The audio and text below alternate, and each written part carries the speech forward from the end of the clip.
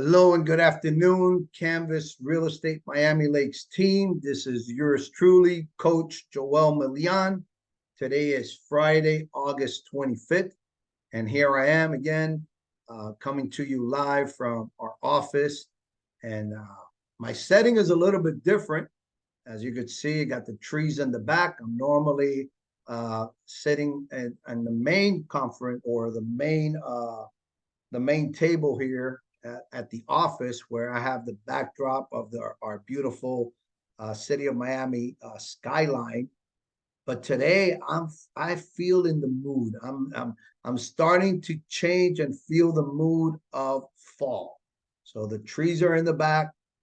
Starbucks has the pumpkin spice latte, and I might just get me one before actually Labor Day.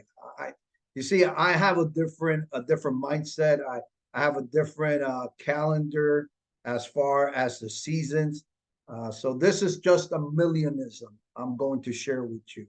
So I believe that I'm going to start at the beginning of the year. I believe that the winter actually begins around Thanksgiving or after Thanksgiving. Let's say December 1st, and basically goes all the way up to Easter.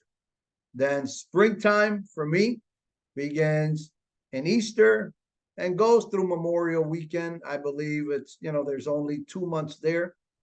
And then the summertime is Memorial Weekend through Labor Day, and then fall between Labor Day and Thanksgiving. So I give and take a couple of months here, a couple of months there. I know the way the almanac is written or the way the almanac is laid out.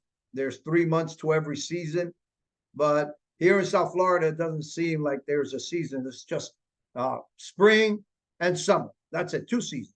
So I believe, being that I was born in Jersey, New Jersey, where we had the 4 seasons, then I had to create my own seasons in my mind. So therefore, I gave you the seasons. So I say that because next week is Labor Day weekend. So for me, mentally, I'm going to make the switch and I'm going to be in fall season. So that's why I'm coming to you today from here, from the office next to Marlene, and sharing with you again, as I have been doing this summer, regarding the MREA book, in which, again, I encourage each and every one of you to get a copy of the MREA book, especially if you want to take a deeper dive on today's subject, which is the value proposition. Okay, so I'm not at liberty to share everything that is here. In other words, to make photocopies of it and share it with each and every one of you. So if you want to do a deeper dive and see exactly to what it is that the value propositions and create your own value proposition, then you're going to have to buy the book and read in it, read about it, or make a copy, or maybe find it somewhere on the internet. I guess I'm sure there's someone out there, some incognito person that has this book up there, uploaded in the in cyber world, that you're able to get your copies of every single page, every single graph that's here. I'm not going to do it. So I'm not, I respect copyrights, and and I don't want to lose my license over sharing information. But with that said, again, today's subject, it's going to be one of those subjects that I believe could propel your business, regarding as to what it is that you do as a real estate agent. Now, I know there's many things in this business that each and every one of us do, as far as generating leads, prospecting. There's so many areas in our business that you're able to do in order to profit and capitalize and make a good income in this business. But the value proposition is one of those items in our business that I haven't come across too many agents that have a value proposition. And I believe if you are one of those agents that actually has a written value proposition and that you're able to share it at the tip of your finger. And what I mean by the tip of your finger is you have it stored on your phone and just send it out to any prospect, any buyer or seller prospect, and let them read what it is that you bring to the table. Let them know what is it that's your responsibility with them. And I guarantee you that you'll be one and maybe the only agent that will ever, or that is able to share or articulate what your value proposition is, what it is that you're going to do for them, for either a seller or a buyer. Okay. So what I would like you to do is to clear out your schedule, clear out your time, lean in for the next 30 plus minutes or so, and hear me out. Hear what I am going to share regarding this subject, because I believe that this is one of these lessons that is going to propel you and it's going to be able to provide immediate dividends. All right.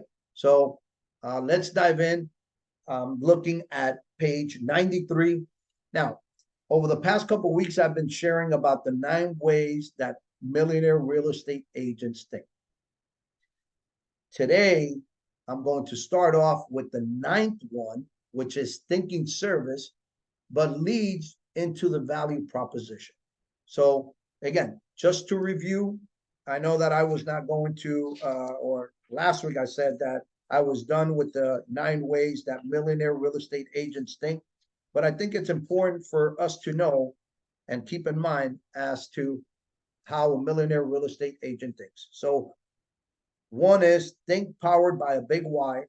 2, think big goals and big models. Again, that's the foundation, the foundational models, or basically the foundation of the millionaire real estate agent. 3, think possibilities. 4, think action. 5, think without fear. 6, think progress. 7, think competitively and strategically. 8, think standards. 9, think service. Okay, so think about service. Again, one of my, when I first got into this business and within a couple of years, I have a model, and my business model is the family realtor for life, committed and dedicated to customer service excellence. So there's a lot there. Again, the family realtor for life, that means for life. That means, as long as I'm living, as long as they're living, I want them to think of me as their real estate agent. That means their children, their grandchildren, as long as there's life, I want to be the family realtor for life. And then the part of committed to customer service excellence, or committed and dedicated to customer service excellence. Okay. I've made a commitment that I am going to do my best on a daily basis. Just like the Millionaire Real Estate Agent book says it's not about the money, it's about the best you can be. So part of the best is providing customer service excellence. And that's what I thrive in my life. That's what I aspire to do on a daily basis. That's my motivation. I don't know if any of you have heard me say that I made a decision a couple years ago to live by the following acronym: SEAL, with a double L, which is to serve, encourage, add value, to lead and to love all those that God brings across my path and all those that God has brought across my path. Okay. Again, that's just me. That's an acronym that I live by. And then the other part to my life is that I try to do my best in everything that I set out to do in all my relationships.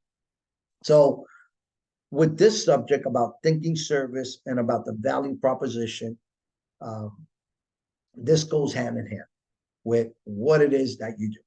So let's follow along. I'm going to do a lot of reading today because I feel that the information that is here within these pages that I'm going to share are, they're just valuable. So I'm gonna be doing a lot of reading, and then in between, I'll do some interjections. So I'm in page 93. If you have the MREA book, and if you already have it and acquired it, so page 93, think service. Virtually every top producing agent we have ever worked with has a deep and almost inherent sense of service. They have a servant's heart and place their buyers or sellers' real estate experience above all else. They're always thinking service. In their quest for huge sales success, many top agents may not always show their competitors this service side, but trust me, it is there. It is the heart and soul of their business. And as we have studied and probed this, we have discovered that their service approach exists at 3 levels. So let's talk about a couple of things here. Is number one is the part of placing their buyers and sellers' real estate experience above all else. As I go into this lesson, there's another part to this, which is placing your customers' interests before yours. And that is called a fiduciary, that you operate as a fiduciary from a fiduciary position. Okay, so that's the first note on what I just read. The second one is about of you. You know, we are competitors, and I understand that. And every single real estate agent out there is our competition. I understand that. But I'm not afraid. I'm not shy about showing my level of customer service, not only to my customers, but to my colleagues. Because again, part of my acronym and what I live by my life by is the first L of SEAL, which is to lead, which is influence. And I want to be an influential person in this business. I want to be an influential real estate agent. I want to be an influential coach, because again, I'm moving the ball forward in 2 parts of my life, which is my real estate business and my coaching business. And therefore, why am I going to hold back on what I do and share, as I share with each and every one of you who listen to me about the things and how to improve your business. So, you know, never be shy and never be, timid about sharing your success and about what is it that you do. Because you know what, at the end of the day, I know there's maybe over 80,000 agents here in South Florida. However, there's millions of properties here in South Florida. So even if we were to give a certain amount or a certain amount of properties to every agent, I did the numbers one day, and it's something ridiculous. It's over 1,000 properties. And guess what? You're not going to speak to 1,000 people in your real estate career, perhaps. So, there's plenty of customers out there. There's plenty of sellers. There's plenty of buyers, especially now that we have open borders in the U.S. So, and South Florida seeing a majority of immigrants coming to the South Florida area. So our area is constantly growing. So there's never going to be a shortage of people for you to do business with. So the people that I know, chances are they don't know you, and the people that you know, chances are they don't know me. So it doesn't matter. Although we're in the same field, same industry, same office, it doesn't matter. God, honest truth, it doesn't matter. So that's going back on this part of where the agents, that they don't show it as to what they're due, but it reflects in their business in 3 ways. So continue reading here at the top of page 94 is, first, they know the underlying purpose of the real estate profession. They, in essence, know exactly why they should be hired. Second, they have a clear sense of how they deliver that purpose. Top agents can easily explain what services they will provide anyone who hires them. We have come to call these services the agent's value proposition. And third, they have a continual drive to always put their clients' needs above all else. We call this their fiduciary commitment. So let's take a closer look at these three aspects of service. So number one is purpose. Top real estate agents always have a clear understanding of why they should be hired, and they're able to articulate it to anyone at any time. For sellers, their goal is to net them the most amount of money in the shortest amount of time with the least amount of problems. For buyers, their goal is to find them just the right home at the best price in the right time with the least amount of problems. Great service begins with a clear purpose for why someone should work with you. So let me make a couple comments on this regarding purpose. So my goal, just as this paragraph that I have just read is to help sellers. When I list a property, my goal is to get that property sold as soon as possible, even before it hits the market. Put it that way. Why? Because the longer that property stays on the market, the more of a problem it becomes to you. The more of a problem it becomes to your homeowner, the seller.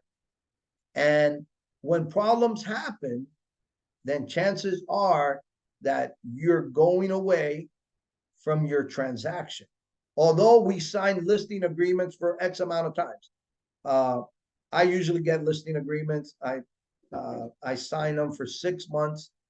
But one of the things I put on the listing agreements is zero cancellation. That's just a practice that I have and I do. I don't recommend for you to do it because again, it's your business. I'm not going to tell you what to do in your business. I'm just sharing what I do. But the reason I put zero cancellation fee is because I tell them these words as we go through the listing agreement. Mr. Seller or Mrs. Seller, if I don't do my job, I'm giving you the right by having the zero cancellation fee to fire. And again, I tell them, just fire me. If I don't do my job, fire me. So I list the property. It stays on the market 1 week, 2 weeks, 3 weeks, whatever. They have those words that I told them at the listing table. They have it in the back of their mind. The property's not selling. It's becoming a problem. Appointments are being made. Showings are being made. People are walking through their house. They have this in the back of their mind. They want to move to the next place. They need to sell because to solve whatever personal problems they have. So you get the idea and the thought. It's a problem. Okay. So I list the property. I want to get it sold immediately. That way I don't find myself getting fired. So that's one thing. The other thing I tell my customers when I'm working with buyers is, look, I'm going to make this process as easy as possible for you. And the reason I'm going to do that and how I'm going to do that is based on my skills, based on my experience, based on my relationships. I just want you to go out and continue doing life. Continue working your work, your job, work your business, take care of your family, take care of your kids, after school, over the weekends. Do whatever fulfills you in your life, because I'm going to take ownership of the problem. Any headaches, any problems, I tell them, I have big shoulders. They just happen to be invisible. Okay. My shoulders, they go 5 feet wide.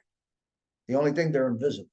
Okay. So we kind of laugh at that, but I place the problems on me. And I tell them, doesn't mean that you're not going to have problems. It doesn't mean that there's going to be certain things that you need to handle, because I cannot handle it for you. But when it comes, for the most part, when it comes to the transaction and anything that comes up, I want you to know that they're covered. I got it. Those are my words. I got it. Okay. So these are things that I share with my customer. And I want to make this process as easy and as simultaneous as possible. Now, there's a double-edged sword on that. I make that process so easy and so simultaneous is that they forget that they were even in a real estate transaction. Now, I get it. There's some agents out there that they want to be remembered and that they want their customers not to forget them. And perhaps they may throw monkey wrenches in there to make the problem complicated and to make it seem like, hey, I'm doing a lot of work, I'm handling a lot of problems in order to justify their income. No, if that works for you and that's who you are, that's fine. No, I want to be able to walk out of this office at 5 or 6 o'clock, and I don't want my phone ringing at 8, 9 o'clock at night. I don't want a call or a text message at 7 o'clock in the morning and that I'm not doing my job. Hey, what's going on? No, no, no, no. I'll take care of the problems. That way, my customers don't have to deal with them and they don't have to contact me because a problem is not solved. Okay, so that's plain and simple. That's my mindset in my real estate transaction. So again, I hope that what I'm sharing with you, you could just put it there in the back of your mind and down the road, just think about it. And, you know, if you have any questions on any of my processes, hey, just let me know. I'm here Monday through Friday between 2 and 5, Wednesday afternoons, Friday afternoons. I'll make myself available to meet with you one-on-one. If you want to talk business, if you want to develop your business, remember, I'm the coach. I am your friend. My name is Joel, Coach Joel Milian, and I want to be your thinking partner. So let's continue reading here. The value proposition.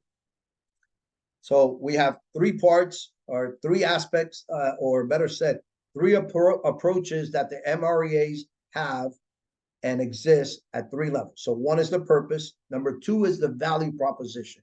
And that's where the meat of this coaching lesson is at.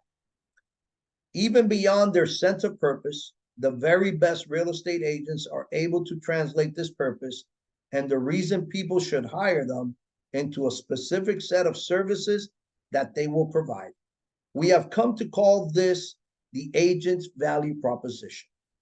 This value proposition lays out in detail what services the buyer or seller will receive.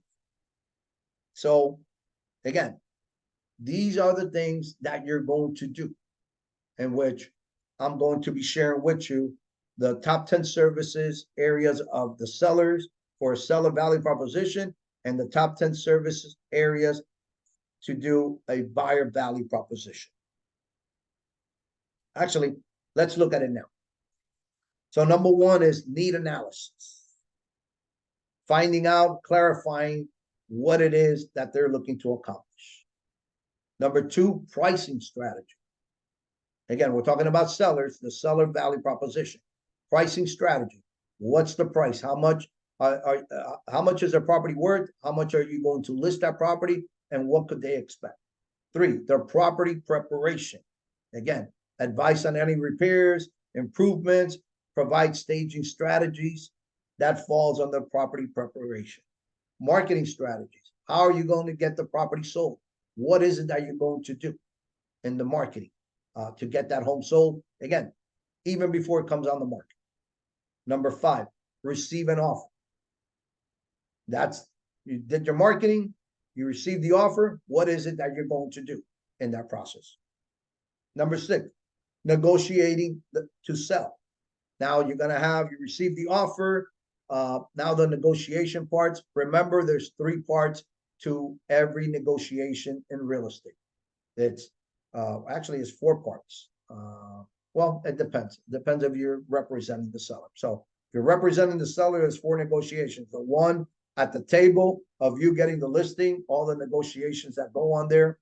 Number 1. Number 2 is when they receive an offer, negotiating whatever terms and whatever price there is. Number 3 is after the appraisal. There could be a negotiation, maybe yes, maybe no, depending on how you listed the home and your customer buying into the price that you recommended. And number 4 during the inspection period.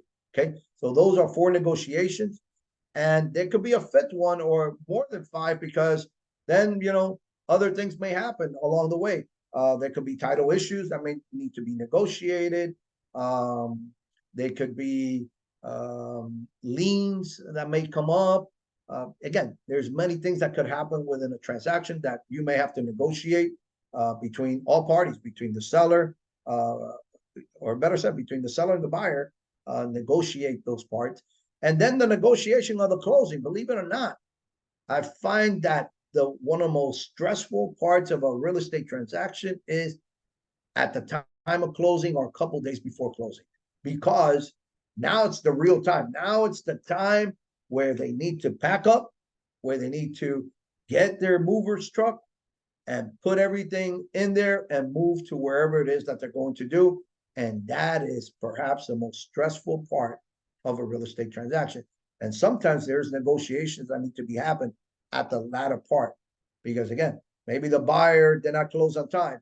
Maybe the seller's not ready to move out. Maybe they were looking to buy another property. Maybe they were looking to rent the property. Who knows? Whatever the problems are.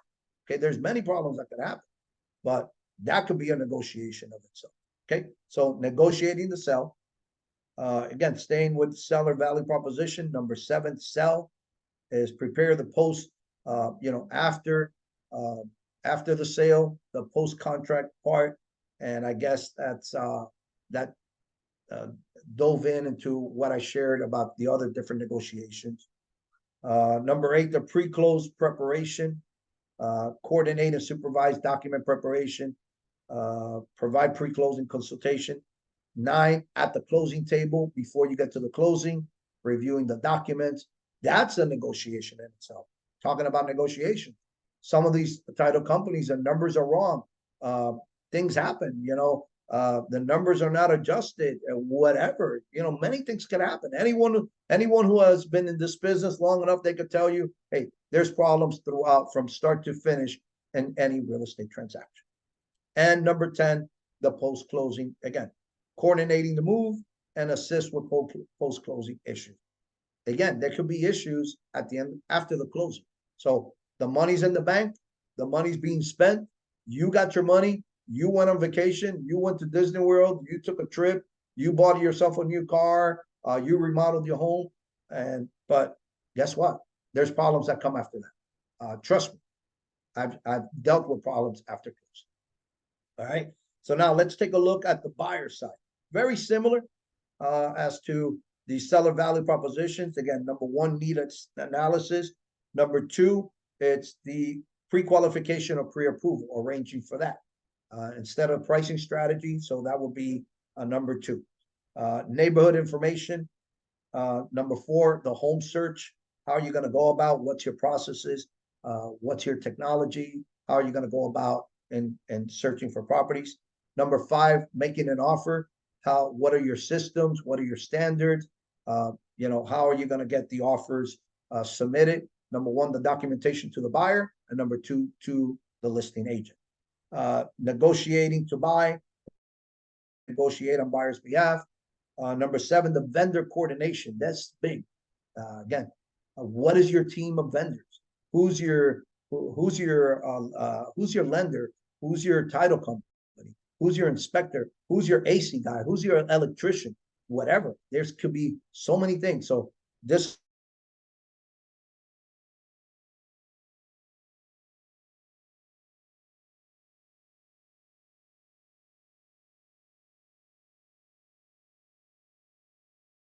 areas, and there are different needs between the seller and what the buyers are expecting.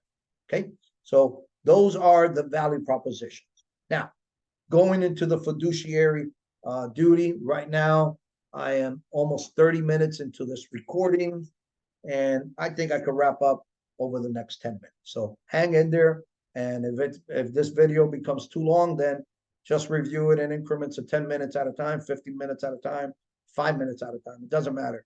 The most important thing is that you review it at some point at your leisure and when time allows. So fiduciary is, for the very best real estate agents, there is a level of service they provide that goes beyond even their purpose and value proposition.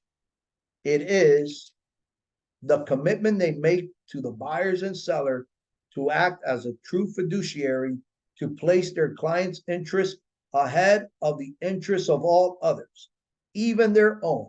So again, let me repeat this, okay?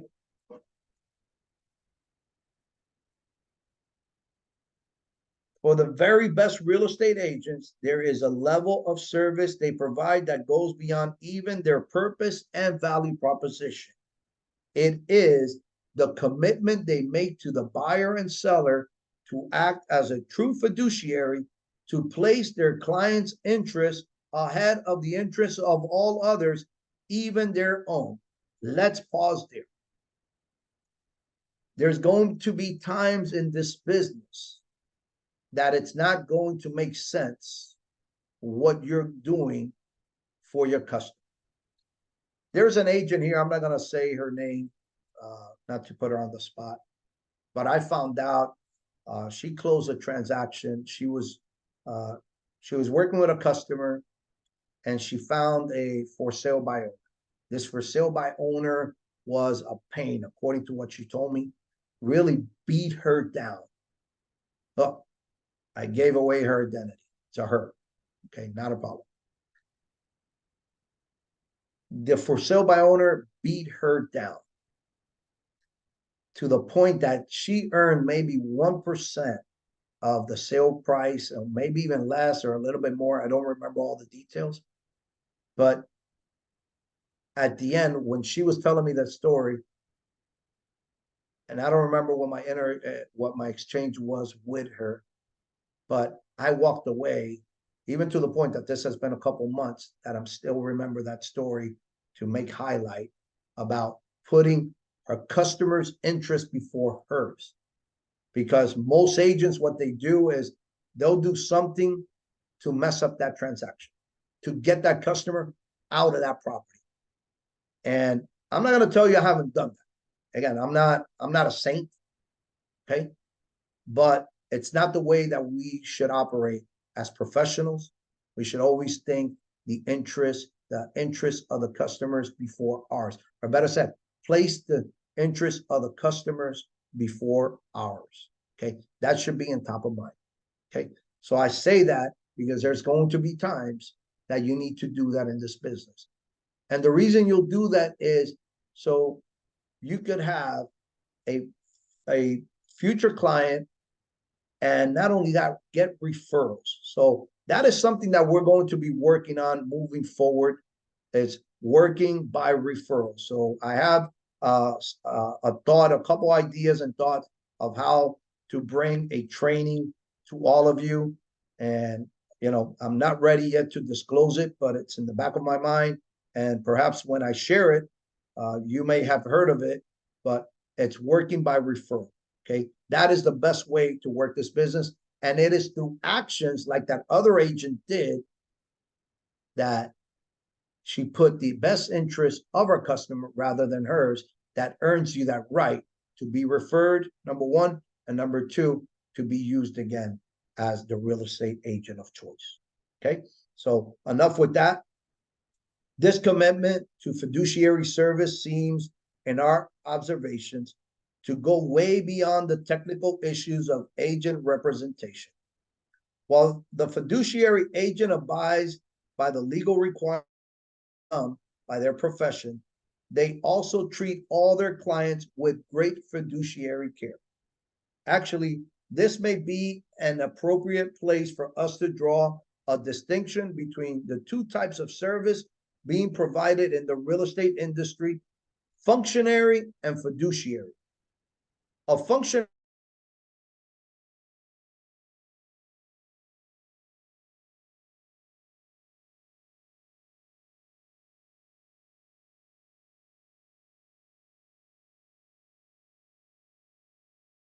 with his client and feels total responsibility for the outcome. I'm going to share with you 5 of these areas on each side, being a functionary and a fiduciary. Okay, so let's review. A functionary is a low level. You deal with your customers at a low level. A functionary agent uses low skill. A functionary agent, narrow picture viewpoint. A functionary agent is an employee, and a functionary agent follows rules and procedures. They're replaceable. Here's a fiduciary agent, high-level agent, accepts high responsibility, anticipates needs, advises and consults, is a partner within the transaction, is involved in the decision-making, and is highly paid. Did you hear me? When you work as a fiduciary, you are highly paid. So I want you to think about it this way. Let's think about a paralegal, and let's think about an attorney. A paralegal may know perhaps more about details of anything related to law. However, they make half or maybe 3/4 of what the attorney that they work for. So do you want to be a paralegal or do you want to be the attorney? And again, a disclosure. You are not an attorney. You don't practice law. You don't interpret contracts. So I want to make myself clear that you're not an attorney. Don't interpret contracts. You should know what the contracts say if there's any questions. But when it comes to the moment of interpreting the contracts, do not try to interpret the contract. That is the fastest way you can lose your license in this business. But do act as a fiduciary. That way you become a highly paid agent. To wrap up, interestingly enough, a fiduciary can easily do functionary work, but a functionary cannot easily do fiduciary work. Top agents understand this, and as a result, work really hard to provide fiduciary services to all their buyers and sellers. Fiduciary service is the highest quality of service you can provide any buyer or seller with whom you work. Again, I'm going to repeat it. Fiduciary service is the highest quality of service you can provide any buyer or seller with whom you work. So the question is, how are you operating your business now? Do you have a value proposition? For the answer to that question, if you don't have it, then that's why I highly recommend that you work with me as a productivity coach, because this is some of the areas that I work with my agents, with the agents that I coach. Again, becoming their thinking partner. The key to my relationship with you, the agents in Canvas Real Estate, is thinking partner. All right. So with that said, I want to wish all of you a great day, a great weekend if you're listening to me today or this weekend. And if not, whenever you listen and get around to listening to these recordings, I want to wish all of you much success in this real estate business. So until the next time that we speak, again, I wish you the best. And next time, we're going to talk about listings. We're going to be talking about the 3 L's of the millionaire real estate agent. So stay tuned and turn the corner, turn the page, turn the leaf, whatever it is. The summer is gone. The Hometown Heroes program is gone. We focused in the summer. We were focusing in the summer on buyers. Now we're going to focus on sellers and listings. So stay tuned. I look forward to speaking, meeting with all of you. Let's go out and make some money, finding some listings. Until then, take care and God bless.